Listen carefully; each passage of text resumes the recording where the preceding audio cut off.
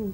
And do you think it's more difficult, particularly perhaps in our Western society today, to gain such a lofty state of being as perhaps it was 2,500 years ago? One does get the impression that it was more easy in the Buddha's time. Mm. But one mustn't forget that the Buddha was then around, personally, yes. And presumably that makes a difference. But having said that, I think there's no doubt that it is rather more difficult these days, partly because there are so many more distractions, and partly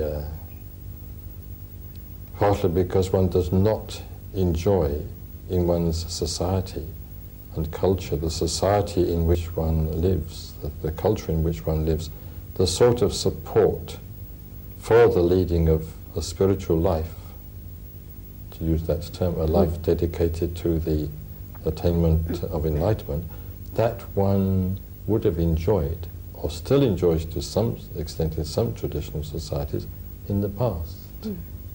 In India, for instance, if you want to meditate, everybody will think that that's a good thing.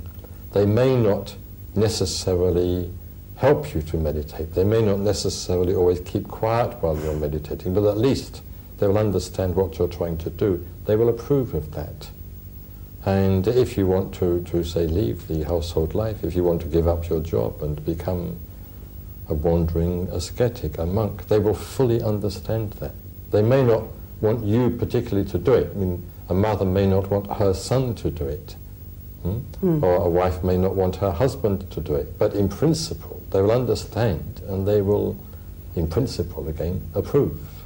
Yes. We don't get that sort of understanding and approval if we try to meditate, or if you want to give up the household life and go forth in the West. Yes. It's quite foreign to people's way of thinking. So in the West, if you're trying to lead a spiritual life in traditional Buddhist terms, you have to go against the stream, against the current, in almost every way. There's nothing in your surroundings that really encourages you or helps you. Mm.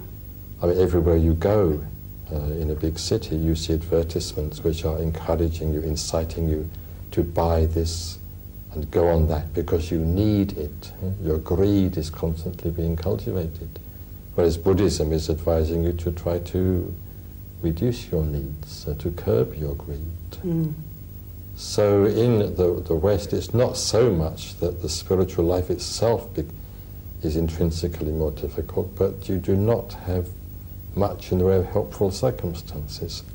And it seems that ordinary people who are not spiritual geniuses, but who nonetheless possess the potential for enlightenment, find it very much more difficult to follow a spiritual path if they don't have the support of the culture and the community, the society in the midst of which they live. That's why in the FWBO we do emphasize very, very much the importance of things like spiritual friendship and spiritual communities, so that within the broader context of the unhelpful society, you have a smaller context of a society, a community, that is helpful and encouraging to you in your efforts to lead the spiritual life.